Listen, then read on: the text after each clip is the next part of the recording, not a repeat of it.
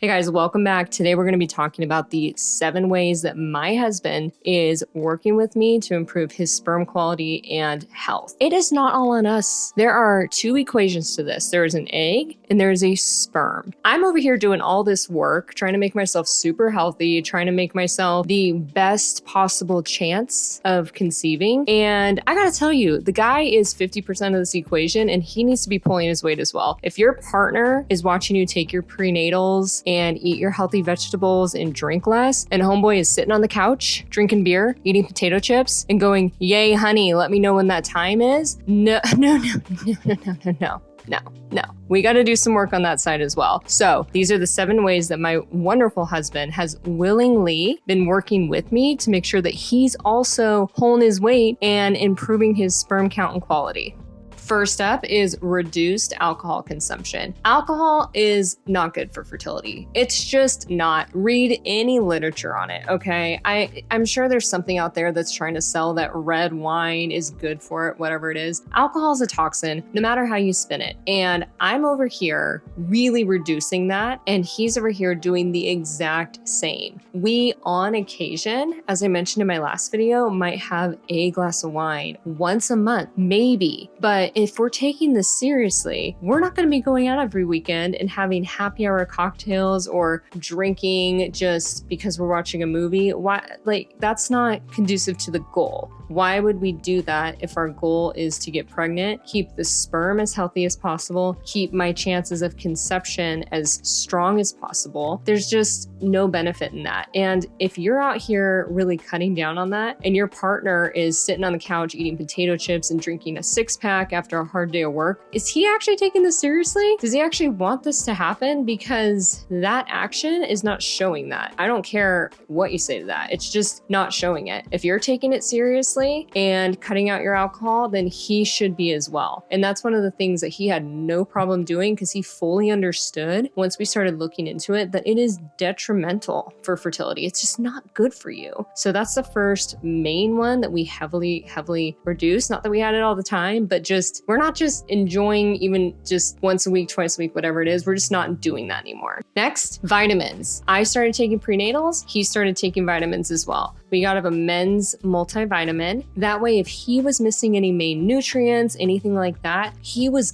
getting them as well. So I started my prenatal, he started his vitamins. We also added fish oil and a supplement called CoQ10. That supplement is supposed to have antioxidant qualities. And allegedly, saying this while telling you to go look it up, do your research, ask your doctor, but it's supposed to help with sperm concentration and motility. And I'm like, you know what? Why not? Let's just add it to your supplement regimen. I feel like it can only help. Again, take a look into it, but I think it is one of those bigger ones on the market. So he started a supplement regimen at the same time that I did to make sure that his system had everything that it needed, that his car was running properly.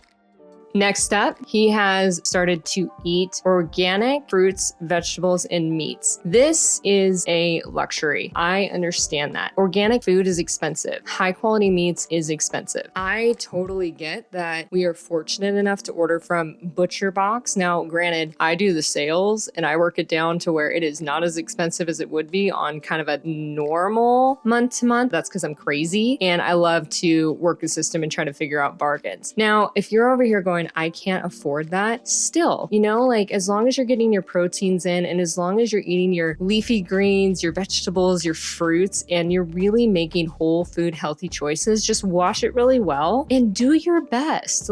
No one's gonna say, you know what, that leafy green and carrot is not organic. You should probably choose Cheez-Its instead. No.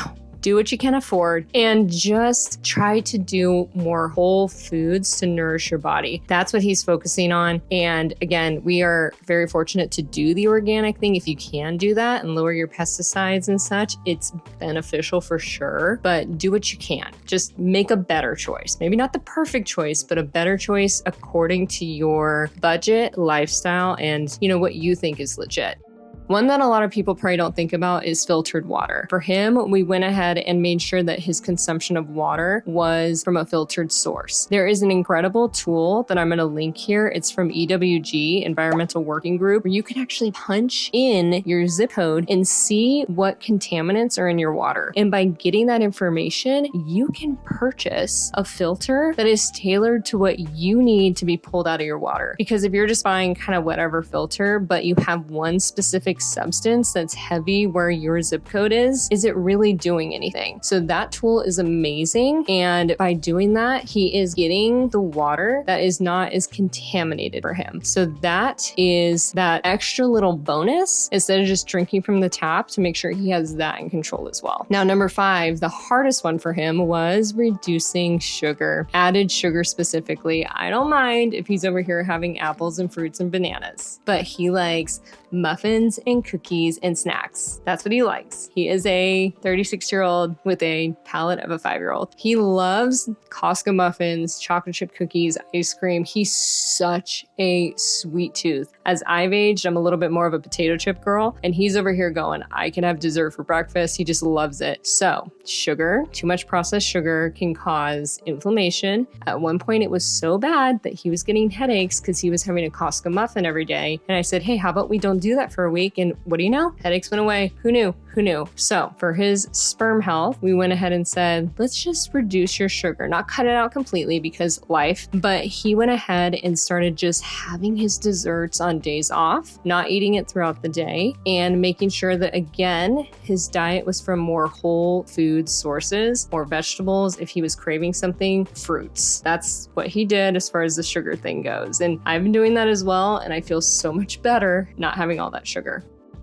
Now, this goes without saying, working out is big. You know, everyone knows that we need to exercise, eat healthy, watch our processed foods, but he really did. He's always worked out. We've always kind of bonded over fitness and such. But since starting this journey, he's made sure to add cardio in for heart health, to get his blood going more. He's lifting weights more. So he's really giving his body the movement that will optimize his health. And when you're optimizing your health with diet and movement, everything else is going to get better. So that's I would say not a huge change he did because he was already pretty much doing that, but it's a big one if you're not already doing that. Health benefits with exercise I just feel like exercise is magic. Maybe it's me. I don't know. I feel amazing when I work out, and he does as well. And there's no way it's going to hurt. It's only going to help unless you are training for a bodybuilding show. Maybe not that. Exercise moderately. That's the word, moderately.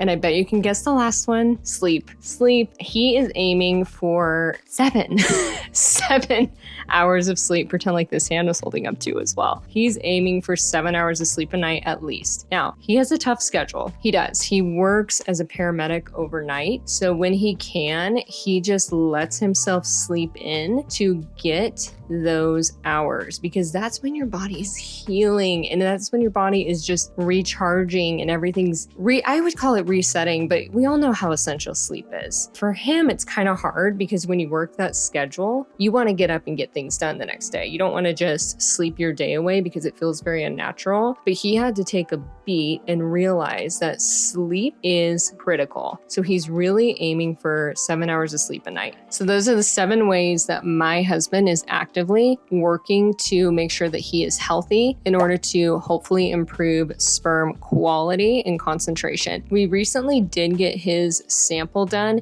Everything looks really good, but I'm going to hesitate to kind of speak on that in full because we haven't had our official appointment with the doctor yet. But you know how you can just kind of look at it and compare to what's normal online? I'm pretty pleased. And because he's been choosing to work with me as a partner to better his health, I'm actually really not that surprised that the numbers are pretty solid. And in turn, that relaxed me because in the back of my mind, mind, I'm over here going, am I working my tush off to try to get as healthy as possible when he might have something going on that we don't know about? And seeing those numbers prematurely before actually getting a read on it made me feel better and calm me down, because it looks like he's doing good. Looks like he's healthy and everything. Again, if that changes, I'll come on here and say that. But so far, I'm pleased to see where he's at. All right, you guys, enjoy the rest of your day. I am in my 2-week wait again. I'm implementing the same strategies I talked about in the video I'm going to post right here. Just trying to stay positive, trying to treat myself with one small thing that I wouldn't be able to do when I'm pregnant. And hopefully it happens within the next few months, but I'm really trying to just take a very relaxed approach to this and say, you know, when it goes down, it goes down. It's been a long time and